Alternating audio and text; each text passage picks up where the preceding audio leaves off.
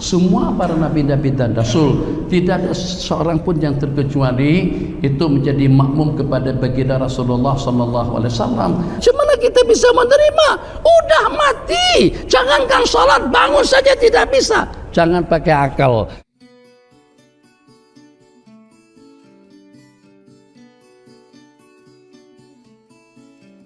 Assalamualaikum warahmatullahi wabarakatuh.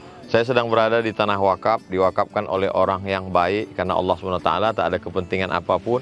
Letaknya strategis di tengah kota Pekanbaru, dekat akses ke semua lini. Lalu kemudian bentuknya L dari depan, kemudian belok ke kanan. Di depan nanti akan ada ruko produktif, bisa disewakan, dipakai hasilnya untuk pendidikan kita yang gratis. Lalu kemudian di tengah ada hall tempat pertemuan, bisa dipakai untuk kajian, bisa disewakan, hasilnya juga dipakai untuk produktif. Karena yang ada di Palas itu adalah semuanya free, gratis anak-anak kita. Supaya kita tidak mengemis minta-minta, salah satu pemasukannya adalah dari tempat ini. Kemudian belok ke kanan, ini preschool, kindergarten, pendidikan anak-anak usia dini supaya mereka dari kecil sudah dibiasakan dengan pendidikan yang Islami, Qur'ani. Mari kita support pembangunan lembaga Yayasan Tabung Wakaf Umat ini dengan mentransfer ke Bank Syariah Indonesia, nomor rekeningnya 6-nya 9 kali. 666 atas nama Yayasan Tabung Wakaf Umat. Jangan lupa sertakan kode transfer 23 di akhir nominal transfer. Konfirmasinya ke nomor ini, nomor admin yayasan 0852 6541 6060. Ini tidak ada pemiliknya. Pemiliknya Allah Subhanahu wa taala. Yang kau wakafkan itulah yang akan menjadi kekal amal jariah sampai hari kiamat. Berkah selalu. Assalamualaikum warahmatullahi wabarakatuh.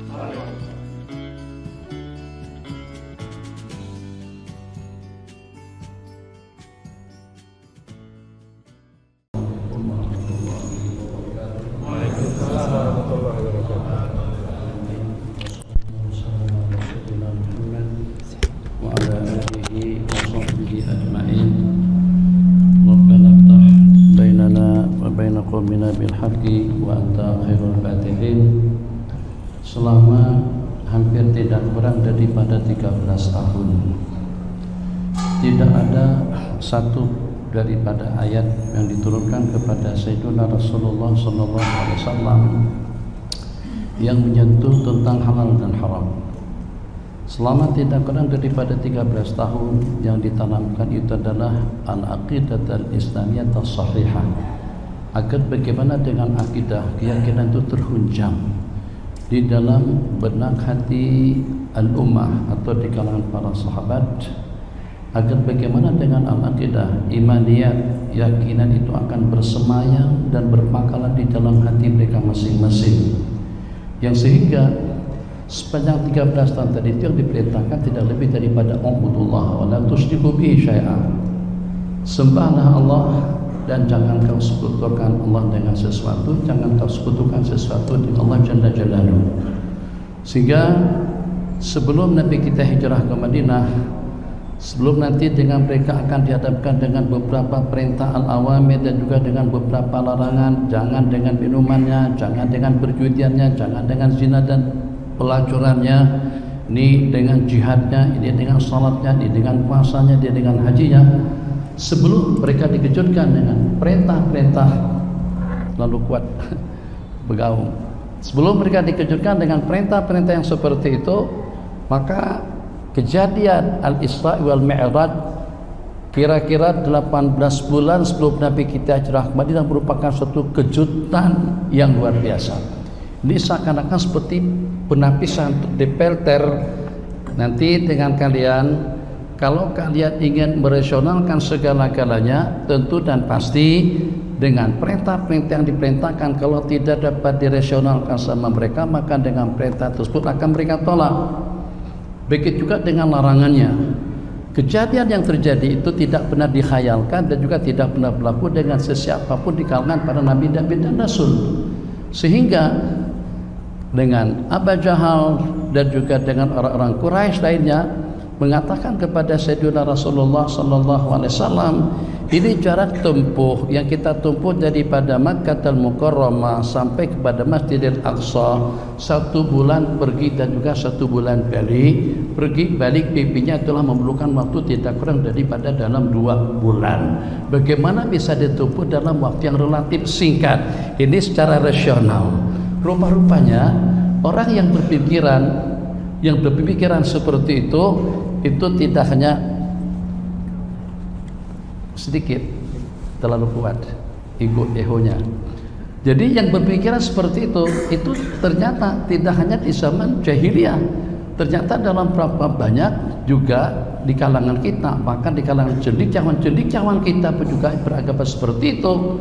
Apakah dengan sebutan jil atau dengan sebutan jaringan iblis licik atau dengan jaringan apa saja, di mana dengan mereka pengen segala-galanya kalau pada itu sesuai dengan rasional mereka, sesuai dengan akal berpikir mereka akan mereka terima, tapi kalau tidak akan mereka tolak.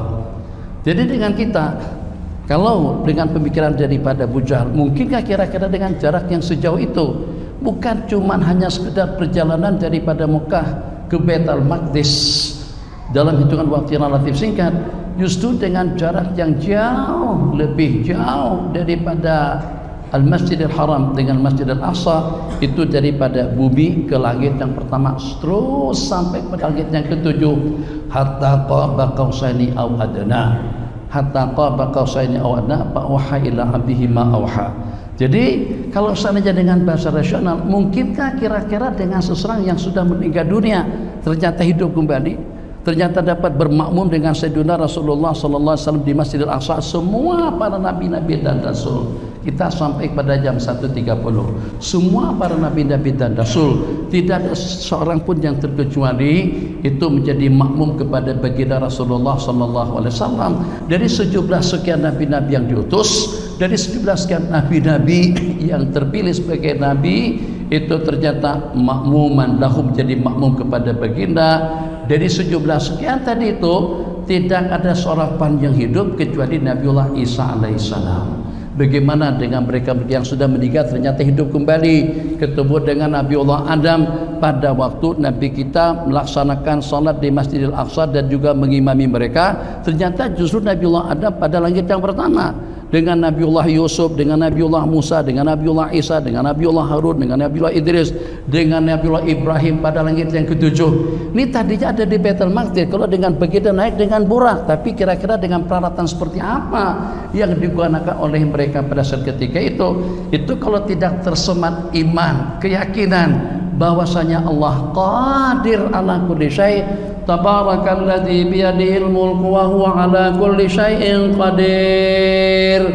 Kalau kita tidak yakin dengan ayat yang nyatakan wa huwa ala kulli syai'in qadir, Allah itu maha kuasa atas segala-galanya, tidak akan mungkin dengan kita bisa meyakini atau bisa percaya bagaimana dengan baginda dan juga dengan malaikat Jibril mampu untuk menembus langit yang pertama. Perjalanan yang sampai pada detik sekarang, silakan sebutkan saja dengan peralatan yang serba canggih dan juga serba modern, apakah dengan Discovery-nya, Apollo 10 dan juga dengan 11-nya, tidak ada satupun yang sampai ke langit yang pertama, tidak dapat dirasionalkan. Jadi tujuan atau diantara daripada hikmat al-Isra wal Mi'raj itu tidak lebih daripada untuk menguji keimanan daripada orang-orang yang beriman. Apakah kira-kira mereka sepasrah-pasrahnya dengan kuasa Allah Jalla Jalaluh? Kalau memang itu asra Allah yang menjalankan, kalau memang itu atas permulaan subhanalladzi asra, maha suci Allah, maka dengan keagungan Allah, dengan kebesaran Allah Jalla Jalaluh, maka dengan kebesaran Allah Jalla Jalaluh itu jangankan dengan seumpama Isra wal Mi'raj, justru dengan paparan suasana keadaan di dalam surga dan neraka pun Nabi kita telah perkenalkan dan juga telah beritahukan kepada mereka. Itu dengan istananya Sayyidatuna Khadijah, itu dengan trompanya Sayyidina Bilal, itu yang terseksa disebabkan karena tidak salat, itu yang terbabit dengan bunga, itu yang terbabit dengan penipuan dan juga dengan pembohongan. Jadi dengan baginda mengatakan, saya lihat satu buah istana indah, betul, suatu istana yang sangat-sangat cantik dan luar biasa megah dan mewah, dan di sana terdapat daripada jauh saya melihat seorang perempuan, seorang wanita, seorang bidadari. Jadi pada waktu itu saya bertanya kepada malaikat Jibril, liman dzalikal qasdu, itu punyanya siapa itu istana? Itu adalah punyanya seorang pemuda daripada Quraisy. Nabi kita bersabda, saya pikir pemuda daripada Quraisy itu adalah aku sendiri.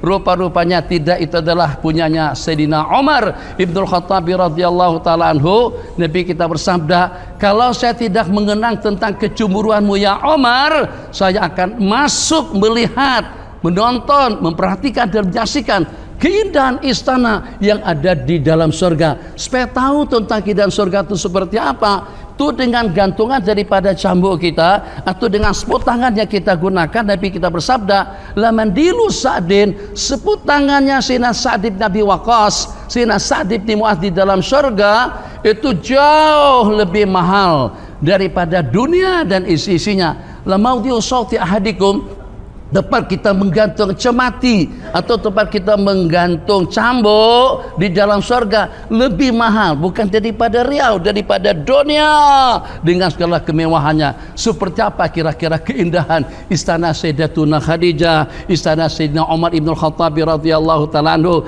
Kira-kira bagaimana bisa percaya dengan perkara-perkara seperti itu kalau pada saat ketika dengan perjalanan daripada Al-Masjidil Haram ila Al-Masjidil Aqsa yang ditempuh dalam jarak waktu tidak lebih daripada dalam hitungan detik, bukan menit, detik saja, mungkin hanya dalam beberapa second. Kenapa? Sebab diriwayatkan Nabi kita pada malam hari itu tidur di tempat Sayyidatuna Ummu Hani radhiyallahu ta'ala anha. Masa Nabi kita kembali ke tempat Sayyidatuna Ummu Hani, tempat pembaringan Nabi kita itu masih hangat, tempat pembaringan baginda itu masih panas. Maknanya memang betul-betul dalam waktu yang sangat relatif singkat. Teruji, kira-kira bagaimana dengan kalian semuanya? Percaya tak? Kalau semuanya percaya dan yakin dengan kuasa Allah Jalla Jalaluh, nanti akan ada yang namanya perintah, ada yang namanya kewajiban, ada yang namanya jihad fisabilillah. Yang kita pertarungkan bukan lagi duit dan harta, yang kita pertarungkan bukan lagi waktu dan tenaga, yang kita pertarungkan telah nyawa kita masing-masing terbina pada saat ketika dengan mereka terperter, yang murtad, yang keluar, tapi justru ternyata dengan sebagian besar daripada mereka tambah yakin, tambah pasti. Beliau mengatakan, mereka mengatakan, in kana Muhammadun qad qala dzalika faqad shadaq. Kalau dengan baginda telah memperkatakan yang semacam itu, yang seperti itu, berarti betul, berarti benar. Memang betul, agama tidak dapat kita rasionalkan. Pada waktu kita kentut kita tahu kita kentut di mana, kencing di mana, berak juga di mana. Tapi justru yang kita cuci pada waktu kita berwudu, muka, tangan, kepala, kaki. Kenapa tidak dengan punggung? Bahasa kita, kenapa tidak dengan pantat yang dicuci? Padahal kan tadi kita buang air besar. Kenapa tidak dengan hadapan yang dicuci pada tuduh? Padahal kita baru saja buang air kecil. Masya Allah tabarakallah. Bisa nggak kira-kira kita rasionalkan tentang wudu? Ya Arhamar Rahimin, untuk apaan? Batu kita lempar dengan iringan Bismillahi Allahu Akbar, Bismillahi Allahu Akbar, Bismillahi Allahu Akbar sebanyak 7 kali. Apakah di sana kan ada setan di pelontaran? 7 di Jamratul Ula, 7 dengan Jamratul Wusta, 7 dengan Jamratul Aqabah, sejumlah tidak kurang daripada 20 segi batu. Sa'i Rabbighfir warham wa tajawaz amma ta'lam innaka ta'lam ma la na'lam innaka antal a'azul akram. Daripada Safa ke Marwah bolak-balik sampai 7 kali. Itu kalau tidak ada imaniat, kalau tidak ada keyakinan yang tersemat, yang terhunjam di dalam kalbu. Kita pengen rasionalnya, kita pengen secara akal bagaimana? Bisa diterima gak secara rasional? Bisa diterima gak secara akal? Kalau kita masih memiliki akalnya Abu Jahal, mana mungkin perjalanan yang sejauh itu ditempuh dalam hitungan waktu yang relatif singkat. 15 menit terakhir, mudah-mudahan tidak bergaung. 15 menit yang terakhir, Allahumma salli ala Sayyidina Muhammad. Alhamdulillah. bagus. 15 menit yang terakhir, khair. Tapi ditanyakan, kalau memang tujuannya itu tidak lebih daripada untuk menunjukkan salah satu daripada mukjizat yang luar biasa yang Allah anugerahkan kepada Nabiul Khatam, kepada Nabi yang terakhir, kenapa itu tidak berlaku di siang hari? Di tengah hari, suasana bening, suasana tenang, berlakunya Al-Isra wal Mi'raj pada malam ke-27. Pada malam ke-27, jadi pada bulan Rajab. Satu di malam hari, yang kedua malam ke-27, suasana gelap gelita. Masya Allah, tabarakallah, hikmatnya kalau pada waktu siang tidak ada yang namanya al-imanu bil ghaib, beriman dengan perkara ghaib. Alladzina yu'minuna bil ghaib, orang-orang yang beriman dengan perkara ghaib yang tidak dapat dilihat oleh mata, tidak dapat didengar oleh telinga. Mungkinkah kira-kira dengan kita sekarang menatap yang namanya surga dan neraka?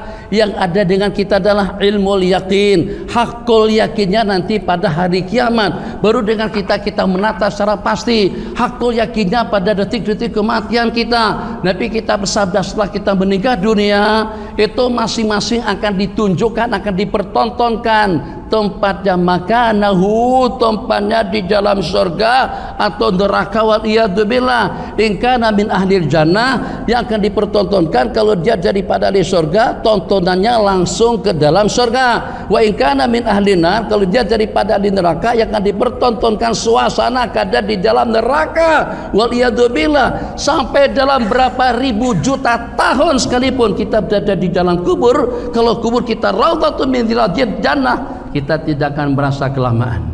Kan sudah ada yang 1500, itu baru dengan Sayyidina Rasulullah sallallahu alaihi wasallam. Bagaimana kira-kira dengan Nabiullah Ibrahim? Bagaimana kira-kira dengan Nabiullah Syis? Bagaimana kira-kira dengan Nabiullah Nuh? Bagaimana kira-kira dengan Nabiullah Adam sebagai insan yang pertama? Sudah dalam berapa ribu tahun berada di alam kubur, berada di alam barzah. Kalau seandainya alam kubur, alam barzah seperti yang kita saksikan dengan mata kepala kita masing-masing, kalau dengan ekor tidak kita onkan, kalau dengan kipas tidak kita hidupkan, kalau sirkulasi udara tidak berputar ke sana dan kemari, kita akan kepanasan. Ini yang ukuran masjidnya hampir tidak kurang daripada dalam 30 kali 30 atau paling 25 kali 25 meter. Gimana kalau ukurannya tidak lebih daripada 1 kali 2? Sehari pun kita tidak akan sanggup. Makanya dengan kita peruntukan waktu yang Allah berikan kepada kita, peruntukan agar bagaimana dengan ibadahnya, muraqabahnya, takwanya, zikirnya, ubudiyahnya, pengabdiannya, ramah, adil dan bijaksananya, segala kebaikan-kebaikan yang telah diperintahkan, yang telah diingatkan oleh khatib, dengan melaksanakan segala perintah, dan yang kedua dengan meninggalkan segala larangan, itu kita patuhi. Kenapa? Sebab tidak ada, jangan berharap dengan orang lain untuk meluaskan, untuk menerangi kubur kita nanti. Itu harus daripada upaya pribadi, upaya individu kita masing-masing, agar bagaimana nanti dengan kuburku sejauh mata memandang, dadadak dadadak dadadak dadadak dadadak dadadak. Cerita ini banyak. Apakah itu dengan Sayyidina Sabit Al-Bunani, apakah itu dengan Sayyiduna Al-Hadrami? Begitu kami turunkan ke liang lahat, ternyata kami melihat sepanjang, sejauh mata melihat kuburan Sayyidina Al-Ala Al-Hadrami. Enggak usah jauh-jauh dengan zaman sahabat, enggak usah jauh-jauh dengan zaman tabi'in. Sabit Al-Bunani yang sembahyang di dalam kubur beliau waktu dalam 12 menit yang sembahyang di dalam kubur beliau. Jadi mereka Imam Mujahid, Imam Ikrimah, dan juga dengan yang lain yang merasa kaget, terperanjat, terkejut melihat Sayyidina Sabit baru saja dikuburkan, ternyata sudah bangkit untuk melaksanakan salat.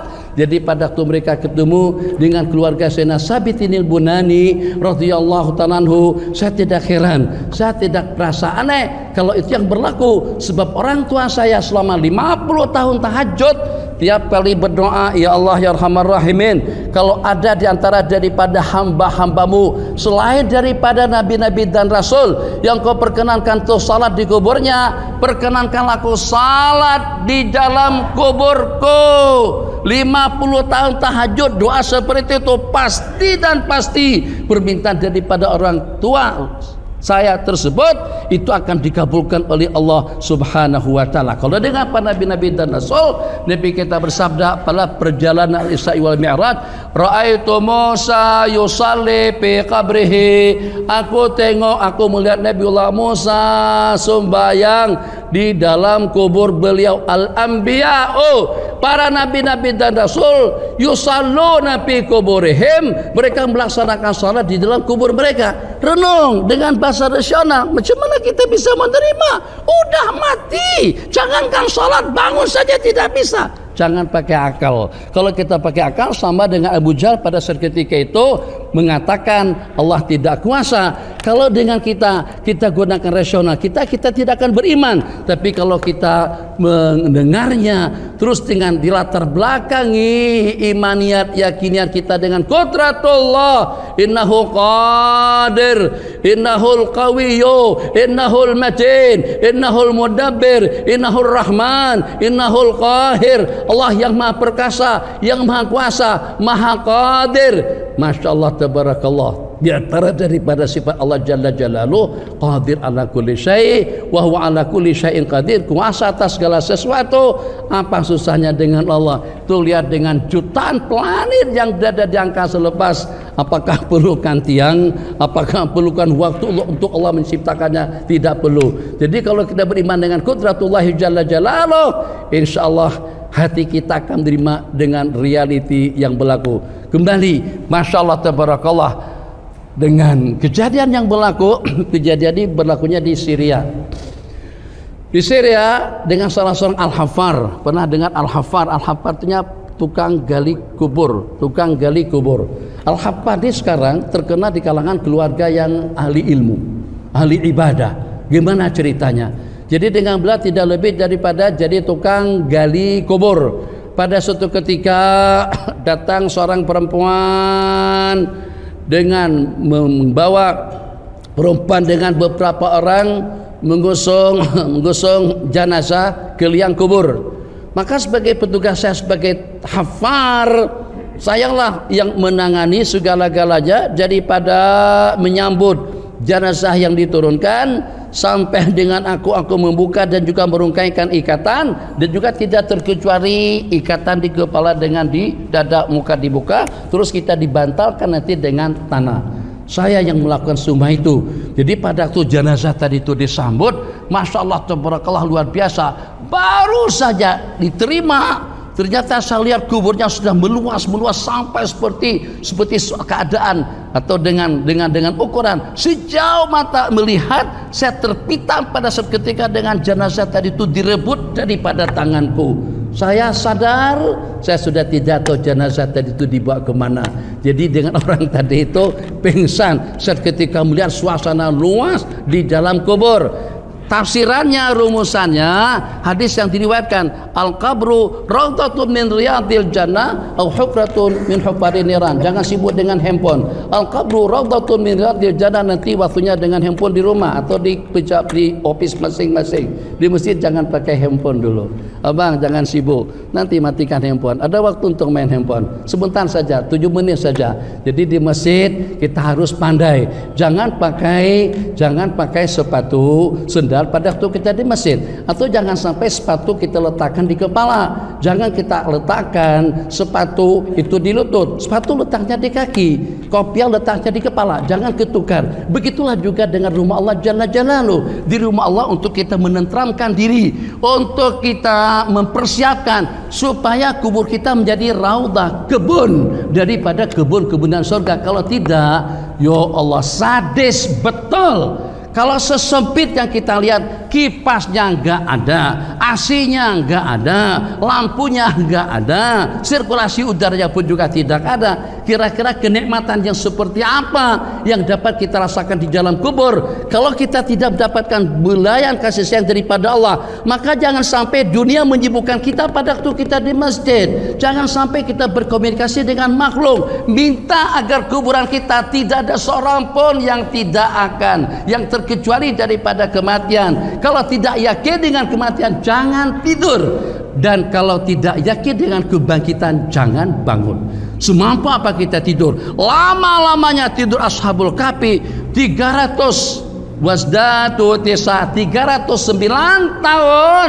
Ternyata pada akhirnya bangun juga. Tidak yakin dengan kebangkitan, jangan bangun daripada tidurnya. Tidak yakin dengan kematian, jangan tidur. Jaga, celekan mata yang pada akhirnya tertidur juga. Berarti itu adalah hakikat daripada kematian. Maka dengan detik-detik kita di rumah Allah, masa kita berzikir, masa kita salat, jangan sampai handphone yang harganya cuma 100 juta, 1 triliun sekalipun merusak komunikasi aku dengan Allah. Itu lebih mahal daripada dunia. Subhanallah. Kalau seandainya sampean tahu, sampean tidak akan mendapatkan BMW, tidak akan mendapatkan satu buah Ferrari atau Lamborghini, atau tidak akan mendapatkan uang tunai 1 miliar, gak usah 1 triliun, 1 miliar saja. Yang bawa handphone tidak boleh dapat uang 1 triliun.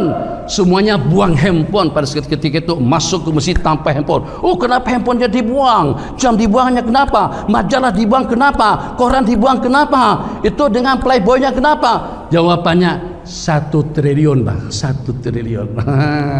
Gitu ceritanya. Kalau dengan tasbihan kita di masjid, sesaat waktu kita beriktikaf di rumah Allah Jalla Jalaluh, itu tidak dapat dinilai dengan angka 1 triliun. Dunia dengan isi-isinya masih murahan, tidak sebanding dengan subhanallah yang kita lantunkan di rumah Allah atau di waktu kita berada di mana saja. Bijak dan bijaknya yang dengan kita tidak mau diganggu pada waktu kita meeting, pada waktu kita lagi sedang mengadakan musyawarah, juga tolong jangan diganggu ibadahku. Nih dijaga baik-baik, tolong dijaga. Ini juga tolong diamankan, tolong juga diamankan. Jaga kebersihan rumahmu, jaga kebersihan handphonemu, jaga kebersihan mobilmu, jaga kebersihan motormu, jaga kebersihan pesawatmu kalau kita punya pesawat. Jangan sampai kita cuman bisa tampil kemas rapi, cantik, indah dan bagus, semuanya kemas dan bagus, masya Allah tabarakallah, tapi ternyata kita tidak mampu untuk merawat salat yang kita laksanakan. Terawat bagaimana? Ngek tahu kita, apalagi kalau di sini kelihatan Haji Maskur sedang menghandphone kita, Haji Mastur sedang menggrup dengan grup atau WA kita. Kepikiran kita ke situ, bukan lagi kepada wajah wajhil ladzi, bukan lagi kepada at-tahiyatul mubarakat, tidak lagi kepada Allahu Akbar, tapi handphone lebih besar. Kenapa kita ngomong begini? Kenapa kita bijak begitu? Kita harus demikian sebab kita ingin agar kubur kita nanti menjadi raudhatun min riyadil jannah. Para nabi-nabi yang diberangkatkan oleh Allah Jalla Jalaluh pada saat ketika itu, Allah ingin membuktikan kepada kita semuanya, Nabi kita tidak pernah berbohong, Nabi kita tidak pernah berdusta, Nabi kita tidak pernah menipu. Nabi kita bersabda, inilah atqakum wa akhsyakum wa a'lamukum billah. Aku orang yang paling takwa, yang paling khasyah, yang paling takut dan yang paling mengenal dengan Allah. Begitu Nabi kita bersabda. Nabi kita ceritakan, saya ketemu dengan Nabiullah Adam, bukan mimpi. Kalau mimpi biasa, Abu Jahal juga bisa bermimpi seperti itu, Abu Lahab juga bisa bermimpi seperti itu. Kita mimpi sampai ke Sidratul Muntaha. Jadi pada waktu 3 orang, waktu 3 menit cerita, boleh sedikit saja, ceritanya nggak panjang. Jadi pada waktu itu 3 orang ini sama-sama kelaparan. Makanan yang bakal dimakan cuma cukup untuk 1 orang saja. Jadi kata mereka bertiga, begini saja dengan kita, Allahumma sholli alaihi wasallam, siapa yang mimpinya paling bagus, itu yang bakalan akan memakan makanan itu. Makanan cuma yang cukup untuk 1 orang saja. Ketiga-tiganya tidur. Subuh hari bangun, ternyata makanan tadi itu dimakan oleh salah seorang daripada mereka. Yang satu cerita dalam mimpinya, tadi malam saya mimpi pergi ke Mekah, pergi umroh, ziarah makam Rasulullah, tauf sa'i, Muzdalifah, wukuf di padang Arafah, melontar di Jamratul Aqabah, selesai. Yang satu pula mimpinya, tadi malam saya diisra dan dimi'rajkan oleh Allah sampai ke langit, sampai ke Sidratil Muntaha, taqaba qausani aw adna. Jadi pada waktu masing-masing menceritakan tentang mimpi yang terindah kepada yang ketiga nggak ada mimpi, tapi justru yang ketiga yang memakan nasi yang terperuntukkan untuk mereka. Jadi kata si yang 2, kok tega banget, udahnya nggak mimpian, nggak tidur, terus dimakan pula. Jadi kata dia, gimana saya bisa ngajak kalian makan sekali? Satu ada di Mekah, yang satu berada di Sidratul Muntaha. Begitu ceritanya. Yakin tak dengan kuasa Allah Jalla Jalaluh? Kalau tidak yakin dengan kematian, dengan apa yang Nabi kita janjikan, kita cek kembali Sayyidina Rasulullah Sallallahu Alaihi Wasallam, apakah memang betul dan benar apa yang Nabi kita katakan? Ternyata baginda sebelum terpilih sebagai Nabi dan Rasul mendapatkan julukan Al-Amin, manusia yang paling amanah. Kenapa di waktu malam? Sebab kalau saya pada malam hari yang ke-27 menurut riwayat, dalam suasana gelap gelita, mampu untuk menceritakan kepada kalian tentang Baitul Maqdis, dan kalian tahu saya tidak pernah sampai ke sana, itu berarti benar. Saya pernah Baitul Maqdis. Coba tolong sebutkan bagaimana bentuk Baitul Maqdis. Pintunya, jendelanya, ruangannya, samping-nyampingnya, muka belakangnya, tanamannya, linuriyahu min ayatina. Jadi kata mereka, wa ammas sifatu faqad sadaq. Kalau dengan kriterianya memang betul, tapi kenapa tidak beriman? Tidak ada yakin. Karena tidak ada yang namanya alladzina yu'minuna bil ghaib. Padahal Nabi kita tidak pernah sampai ke situ. Yang pertama, yang kedua, Nabi kita berangkatnya di waktu malam, nggak ada toslet, nggak ada sentan, nggak ada spotlight. Nabi kita tengok masjid, oh iya ya, tolong catit ya Jibril, pintu-pintunya ada 13. Nggak ada yang seperti itu. Tapi bagaimana Nabi kita bisa menyebutkan pertanyaan daripada mereka terjawab dengan baik? Itu diantara daripada hikmatnya kenapa di malam hari, supaya orang yang beriman dengan ghaibiyat akan semakin mantap, akan semakin tebal, akan semakin yakin dengan keimanannya, supaya juga dengan orang yang goncang dengan keyakinan, yang pengen merasionalkan sesuatu, akan goncang keimanannya, yang pada akhirnya dia murtad kembali kepada agama nenek moyang. Kenapa? Sebab kalau tidak terpertel seperti itu, nanti akan ada perintah jihad, salat, puasa, tinggalkan arak, tinggalkan pelacuran, semuanya itu sudah mendarah daging. Perkara-perkara mungkar itu sudah mendarah daging dalam kehidupan mereka. Saya simpulkan dalam 2 menit, maka mudah-mudahan dengan peristiwa Isra wal Mi'raj, khususnya duhur seperti ini, asar, maghrib, isya, semuanya lah, tidak ada yang terkecuali.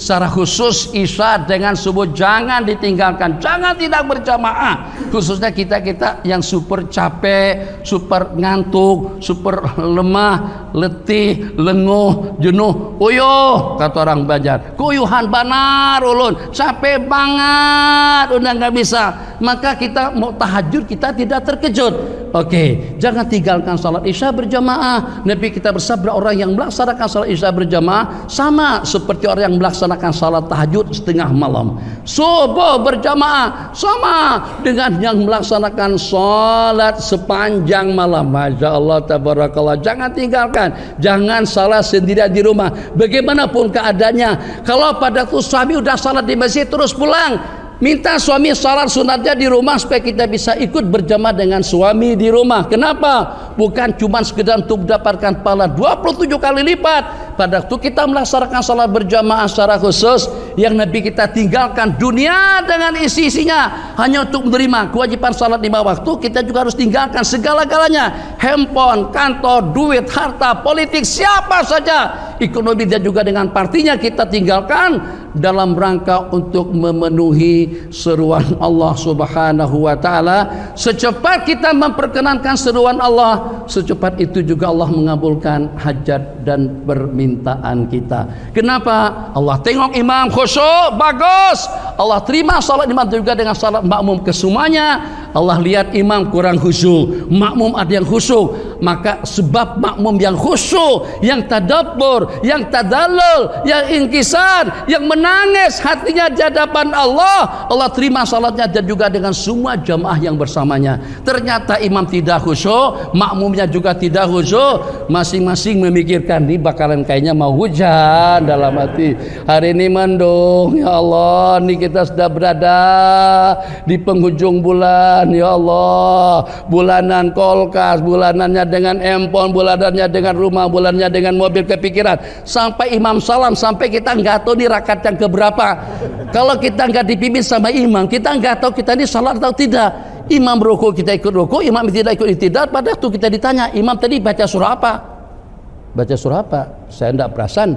Jadi sampai nggak tahu surah apa yang dibaca sama imam. Jadi ulama mengatakan kalau imamnya tidak khusyuk, makmumnya tidak khusyuk, akan Allah terima salat kita karena salat kita laksanakan secara berjamaah. Waktu sudah habis. Wassallallahu ala sayyidina Muhammad. Silakan makan, ngantor, diundang ke kantor, ke tempat masing-masing untuk makan siang di sana. Wassallallahu ala sayyidina Muhammad. Wassalamualaikum warahmatullahi wabarakatuh.